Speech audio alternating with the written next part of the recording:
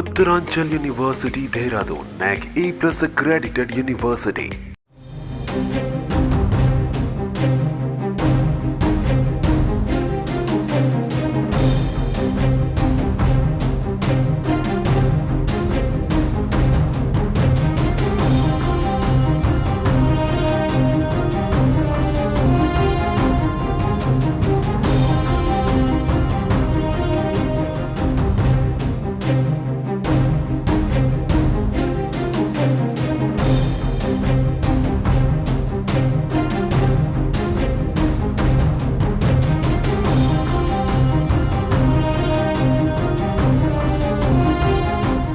ఆంధ్రప్రదేశ్లో గత 2 నెలలుగా సామాజిక పింఛన్లపై గందరగోళం నెలకొంది. ఈ క్రమంలో జూన్ నెలలో తమకు పింఛన్లు వస్తాయా, ఇంటికొచ్చిస్తారా లేదంటే మళ్లీ బ్యాంకుల్లో వేస్తారా అని పెన్షనర్లు టెన్షన్ పడుతున్నారు. అయితే జూన్ నెలకు సంబంధించి ప్రభుత్వం ఎలాంటి నిర్ణయం తీసుకుంటుందనే చర్చ జరుగుతున్న వేళ ప్రభుత్వం కీలక నిర్ణయం తీసుకుంది.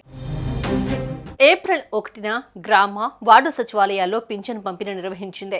మే నెలలో బ్యాంకు ఖాతాల్లో నగదు జమ చేసింది. అయితే ఈసారి జూన్ 1వ తేదీన లబ్ధిదారులకు ఇళ్ల వద్దనే పింఛన్ పంపిణీ చేయాలని పింఛన్దారులు ఎండలో పింఛన్ సొమ్ము కోసం నానా అగచాట్లు పడుతున్నారని తెలుగుదేశం పార్టీ డిమాండ్ చేసింది. ఈ క్రమంలో జూన్ నెల పింఛన్కు సంబంధించి ఏపీ ప్రభుత్వం క్లారిటీ ఇచ్చింది. జూన్ 1న పింఛన్లను లబ్ధిదారుల బ్యాంకు అకౌంట్లలోనే జమ చేయాలని రాష్ట్ర ప్రభుత్వం నిర్ణయం తీసుకుంది. దివ్యాంగులు, నడవలేని వారు, అనారోగ్యంతో బాధపడుతున్న వారు, వీల్ చైర్లోనే ఉండేవారికి మాత్రమే ఇంటి దగ్గరే పింఛన్లు పంపిణీ చేయనున్నారు. అయితే గత నెలలో బ్యాంక్ అకౌంట్ల విషయంలో చాలా మంది లబ్ధిదారులు ఇబ్బంది పడ్డారు. మరి వారి పరిస్థితి ఏంటనే చర్చ జరుగుతోంది. ఏప్రిల్ నెలలో పెన్షన్లను గ్రామ వార్డు సచివాలయాల దగ్గర పంపిణీ చేయగా ఎండవేడికి వృద్ధులు చాలా ఇబ్బందులు ఎదుర్కొన్నారు. దీంతో మే నెల పెన్షన్లను నేరుగా లబ్ధిదారుల బ్యాంక్ అకౌంట్లలో జమ చేసింది జగన్ సర్కార్.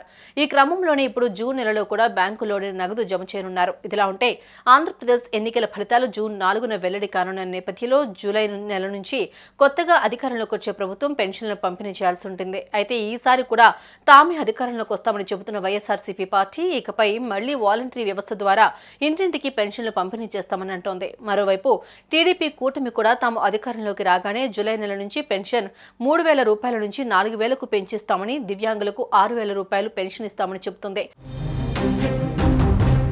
సుమన్ టీవీలో మీ పర్సనల్ అండ్ బిజినెస్ ప్రమోషన్స్ కోసం కింది నెంబర్కి కాంటాక్ట్ చేయండి.